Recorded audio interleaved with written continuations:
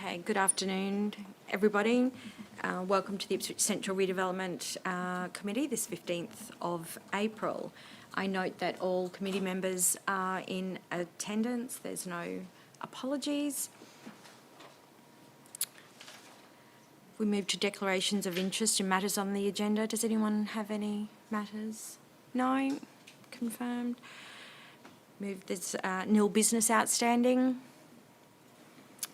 Move to item 1, which is confirmation of the minutes of the Ipswich Central Redevelopment Committee, 11th of March. Does anybody have any questions for the Council Officer? No, we're just confirming the minutes. Could I ask for a mover, please? Thank you, Councillor Jonik, and a seconder. Thank you, Councillor Kunzelman. Second? Yes, Thank yes. you. Any discussion? No? Let's put the matter to the vote. And that's unanimous.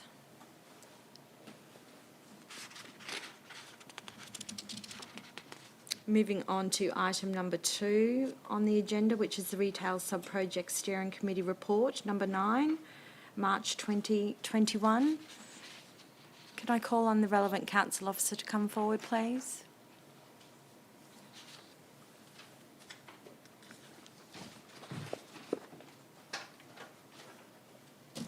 Could you please state your name and title? Greg Thomas, Project Manager, Infrastructure and Environment Committee. Department. Thank you, Mr. Thomas. Freudian slip. Chair, Mr. Hepburn's on leave at the moment, so I'll be just giving you a précis of some of the key issues, if you're okay with that. Yep, that would be good.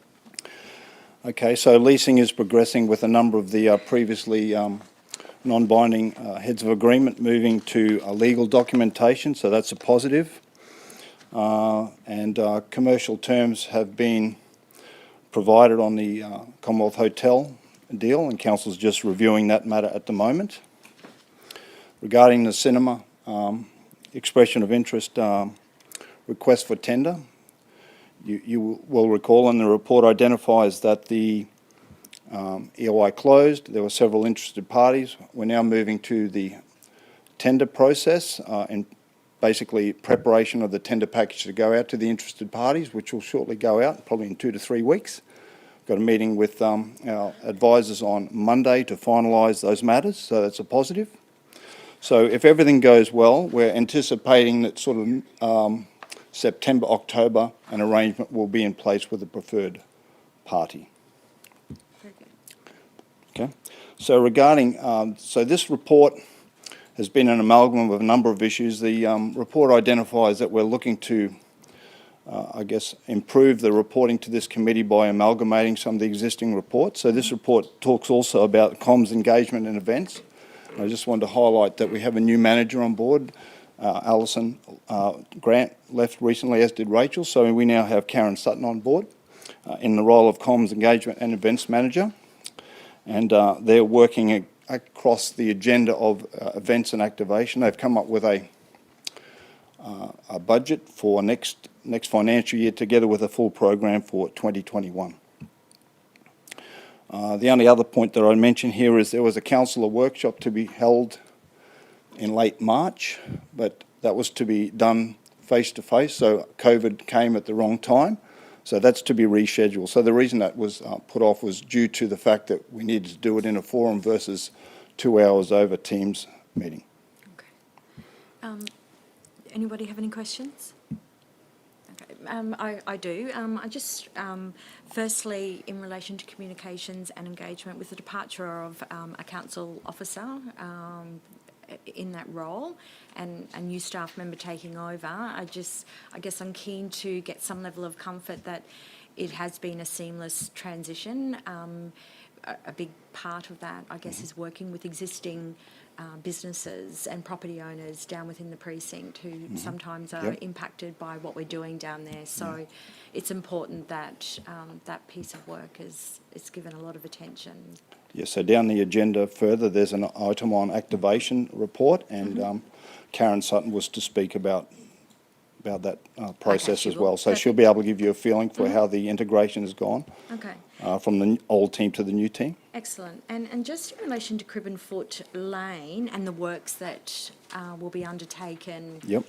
in relation to driveway access. Yes. Where are we at with that? Okay, so there have been a few delays with weather and other issues and getting, I guess, agreement on the final solution for some of the ancillaries associated with the job. By that I mean where the power is fed to and how it's fed to through private buildings to do the floodlight on, for example, a mural or the alarm or the light that needs to go there. So I'm assured that's almost achieved. So the civil part of the works are ready to go, but they wanted to do it all at once. So there were just those few negotiation issues with the owner of the adjacent property that I understand was a little bit of a stumbling block, but they're there. Okay, good. Thank you. No further questions?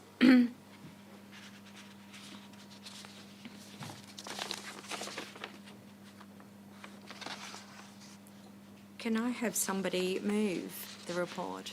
Thank you, Mayor. And a seconder? Thank you, Councillor Jonick. Open it up for discussion.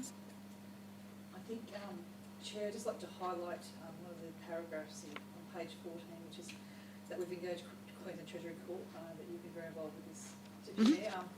Have been engaged to assist the precinct management team in formulating the total returns and financial modelling, and that review is, and related reports are due back to us in June 2021. Yes, thank you, Mayor. Look forward to... Sorry, I realised I wasn't on live stream. Oh, sorry. Oh, if I could say that again. I just note one of the paragraphs in the report saying that Queensland Treasury Corp have been engaged to assist the precinct management team in formulating the total returns financial modelling, and the review and related report is completed in June 2021. I know, Chair, that you've been very instrumental in getting that going. Okay, yes, thank you, Mayor. Looking forward to receiving the report, as I know fellow councillors, and in particular Councillor Jonick from the ECDEV side of things, looking forward to reading that report and seeing what work is within scope and exciting some of the opportunities that may come out of that. So thank you. Okay, so if nothing further, we might put the matter to the vote. All those in favour, noting it's unanimous and carried.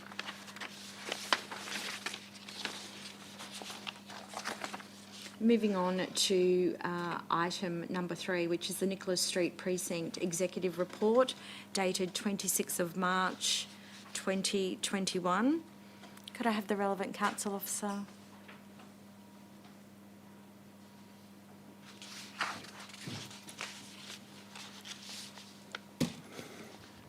Greg Thomas, Project Manager, Infrastructure and Environment Department.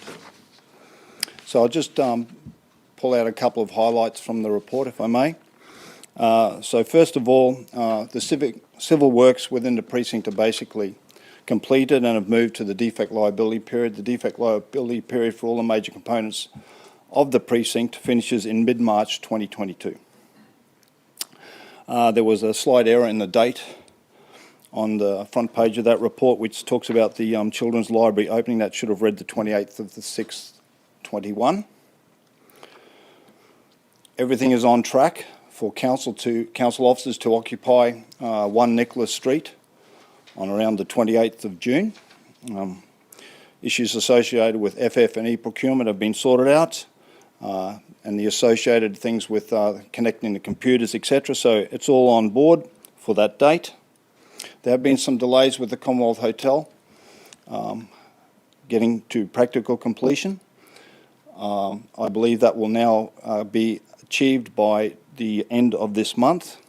So parts of the delays were due to the wet weather and then the availability of some of the contractors associated with other works that had to do with the wet weather. So everything's back on track and it'll be finished by the end of this month. So most importantly, next week, the retail refurbishment works around Metro B will commence. So there's a significant change to the people who use that area, in that access through Metro B that's connecting through the old shopping centre from Bell Street near the railway station crossing into Nicholas Street itself will be closed.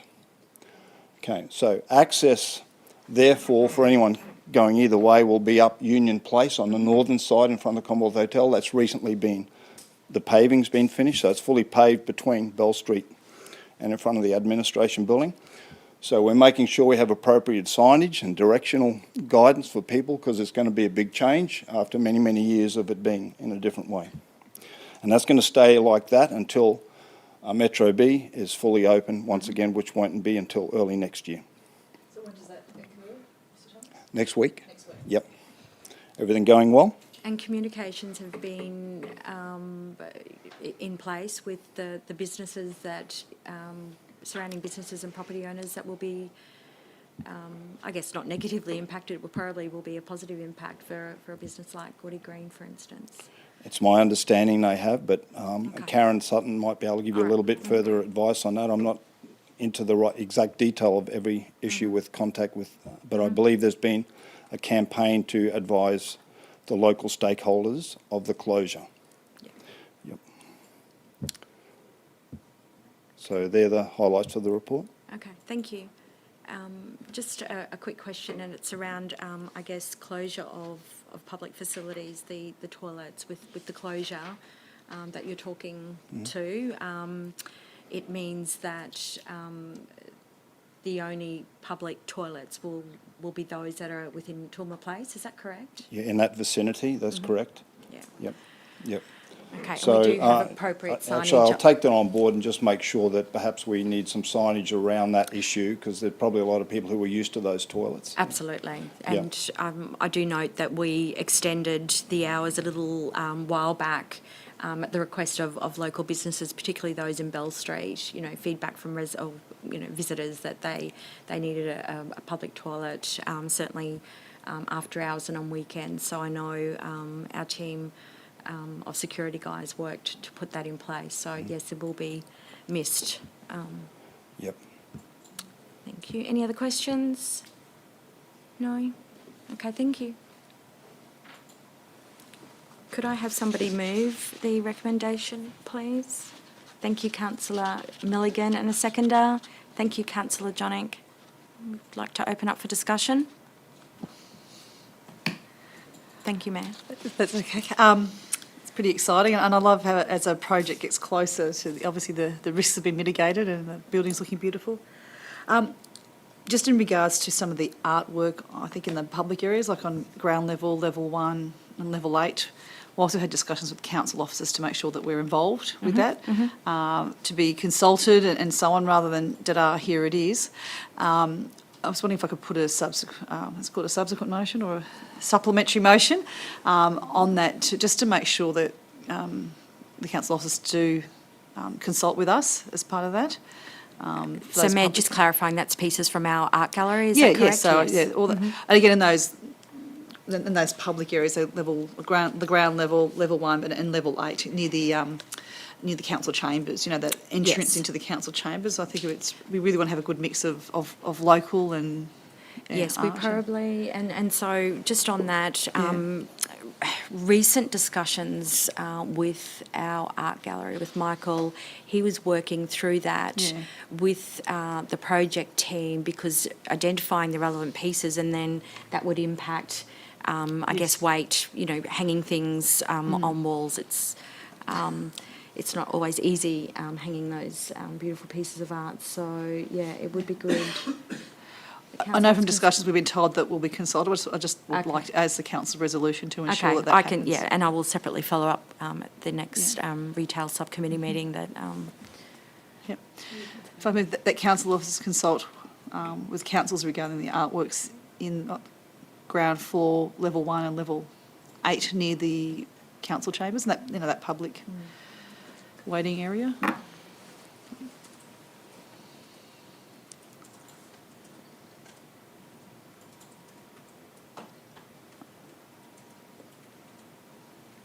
In 1 Nicholas Street.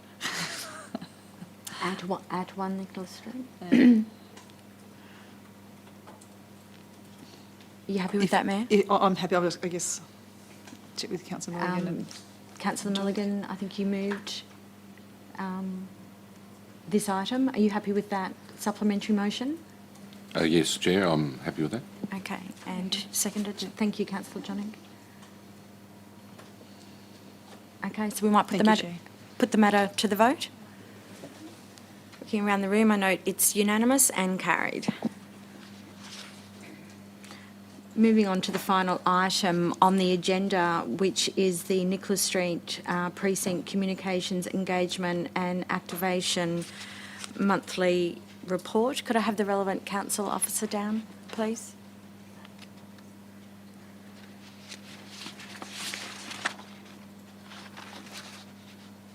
Hello. Could you please state your name? Karen Sutton. Karen Sutton. Thank you. Would you mind giving us an update, please? Yes, absolutely. So I've just taken over the role of Communications, Engagement and Events Manager for the Nicholas Street Precinct. My new current team consists of a dedicated events officer, which is Tia Prasser, seconded from another department, and a contingent worker, Patricia Kabamba, who is supporting us in terms of marketing and event activation as well. We did receive a fantastic handover from the previous team. It was very comprehensive, and we're just taking, it's been week 2, so we are just taking this opportunity to really go through everything, really understand the project, and help the project team as best we can. And certainly to your point, one of their priorities is to engage with the current retailers and ensure that they're across all the communication. Okay, thank you. Does anybody have any questions? The only thing is, Ms Sutton, welcome to the team. Thank It's you. an exciting time, and really appreciate you and your team coming on board and taking a leadership role in good this to be here. exciting Thank you. phase. Thank you. Thank you. Thank you.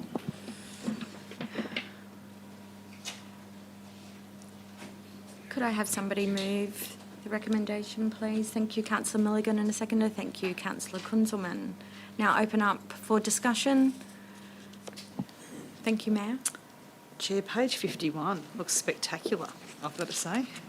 The events of activation calendar looks really fantastic. And I'm not just talking about Gin Switch, but and the Tulma Tappers, but those regular, the paddock farmers markets and the state of origin games coming up, and yeah, it just looks really fantastic. Yeah, it's a very exciting calendar, and the team have been activating the space down there extremely well. And I know with the ongoing handmade markets is very, very well Yes. attended, as all the events are. So. And delighted to see Kitchen the Switch return in October as well, so it's great. The Halloween Speakeasy Laneway event Yes. later in the year. The Spookeasy. Spookeasy. Yeah, and of course the cherry on top will be Christmas time. Yes. I think we had a little bit of a dull Christmas, primarily because of COVID. So, but it will be nice to have our space almost complete and be able to have a great celebration down there. Okay, if there's no further discussion, we'll put the matter to the vote. All those in favour, confirming it is unanimous and carried. Noting there's nil notices of motion, so I think that brings things to an end at 2:28. Thank you.